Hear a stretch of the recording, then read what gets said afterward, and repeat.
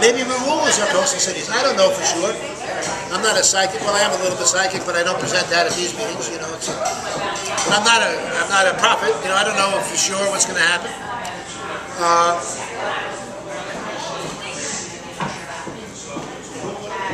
But no matter how bad it gets, the human ability to adapt and survive in the coldest climates on Earth, in the hottest climates on Earth, is incalculable. Some human societies will continue to survive no matter how bad it gets. And I hope that we can plant enough seeds out there about what works in life for whoever is left to do it better next time. You know? So we have to learn about organic gardening. We have to learn why we need to eat our food live and nurture that life energy on the planet. This is not just what we put in our bodies, it's what we put back out into life. It's all connected. We're all connected. We're connected by these quantum strings that are between us all. And all these possibilities coexist with us all at the same time. And we can't separate that. And that just turns me on, so I do this. I can't help myself. They couldn't pay me enough to do this. You know?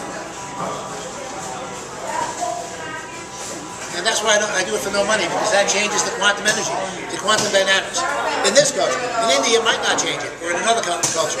But in this culture, asking for money to have this conversation changes the energetic structure of it.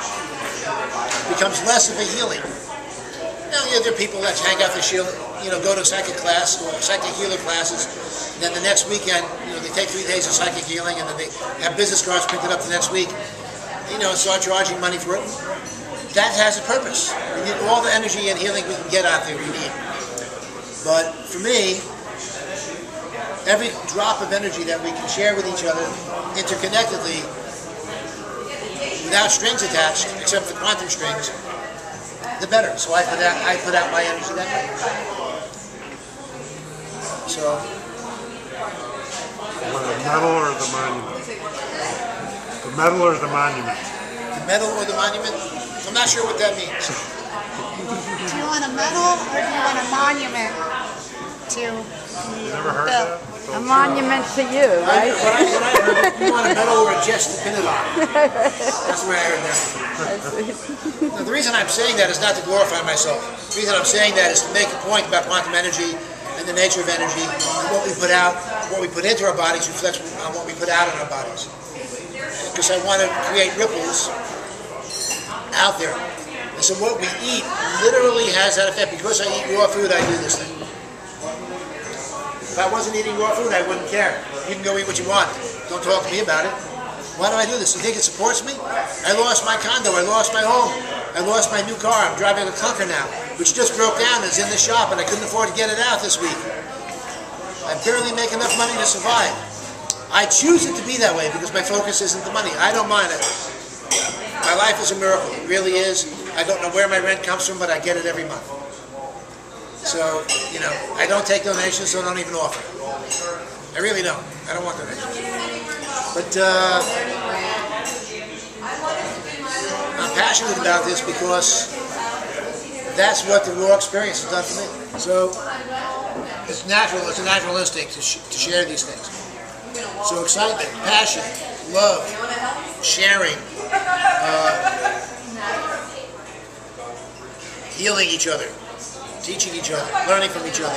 All these dynamics come from our natural interconnection, and that happens naturally and expands naturally the more that we allow ourselves to let go of those things that slow that down, that darken that spirit, that dim that light. That's why we want to eat food with the highest energy, because it brings that light back into our lives. Not overnight. I've been doing this for 20 years. I didn't become that raw right away. The first 6 years were like hell for me. I could not stay raw. I would lose 10 pounds and then I would gain 20. Lose 10 pounds and gain 20. Lose 10 pounds and gain 20. 3 or 4 times a year. Last summer I lost 20 pounds. Then in the last 2 or 3 months, I gained 10 back. Up, down. It's like a roller coaster. It's a struggle for me. It's not an easy thing. But over time, I've chipped away at it, chipped away at it, chipped away at it, to where now I'm mostly raw most of the time. And I really have been when I was in California. For 3 years, I was 100% fanatically raw vegan. So I know what both sides are like. Anyway, I could go on and on, as you can tell, because I love talking about this. Does anybody have any questions that I can answer about raw food, about anything that I talked about, a specific issue in your own experience that you're trying to deal with, a question that you have about raw food? I can answer that. I do. And then we can wind it up. The difference between fructose and high fructose.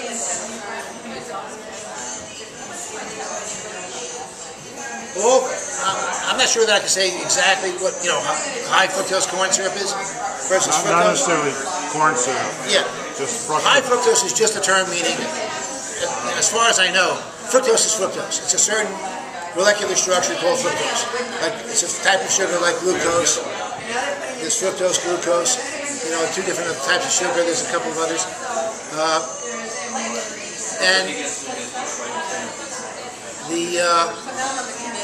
When they say high fructose corn syrup, what they really mean is that it's a corn syrup that's high in fructose. It's a high concentration sugar. So it's very, very sweet. It's also very, very bad for you.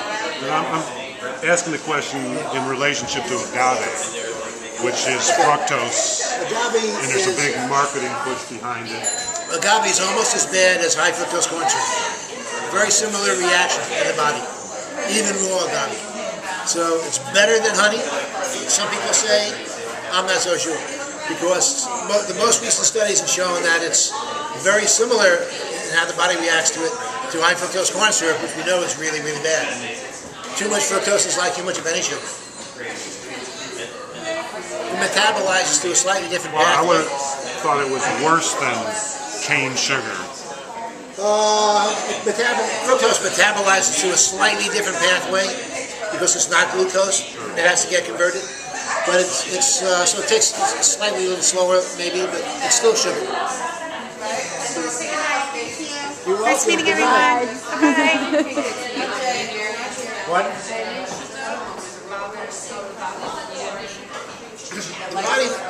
The body needs sugar. All energy comes from sugar. But sugar in the form of, when you're very acidic from eating a lot of cooked food for your whole life, your body has to make sugar almost on a 1-to-1, 2-to-1 ratio. So it's a direct conversion of sugar as you eat it into energy. That's the survival mechanism I talked about earlier.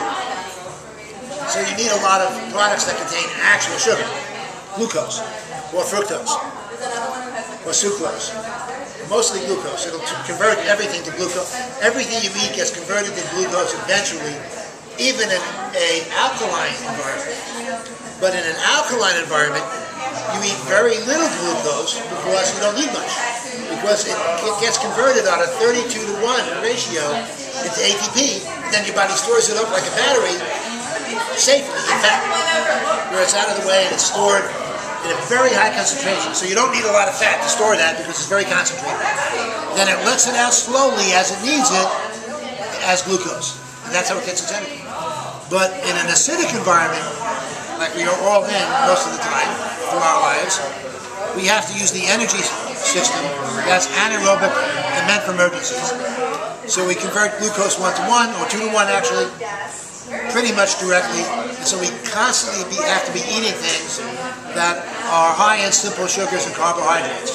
Simple carbohydrates break down into simple starches quickly, which break down relatively quickly into simple sugars. And that's where the glycemic index is important. You can look that up on the internet, the glycemic index, and it's just a list of how quickly things break down into sugar. So the things that break down into sugar quickly are things you don't want to eat because they exacerbate diabetes and hypoglycemia.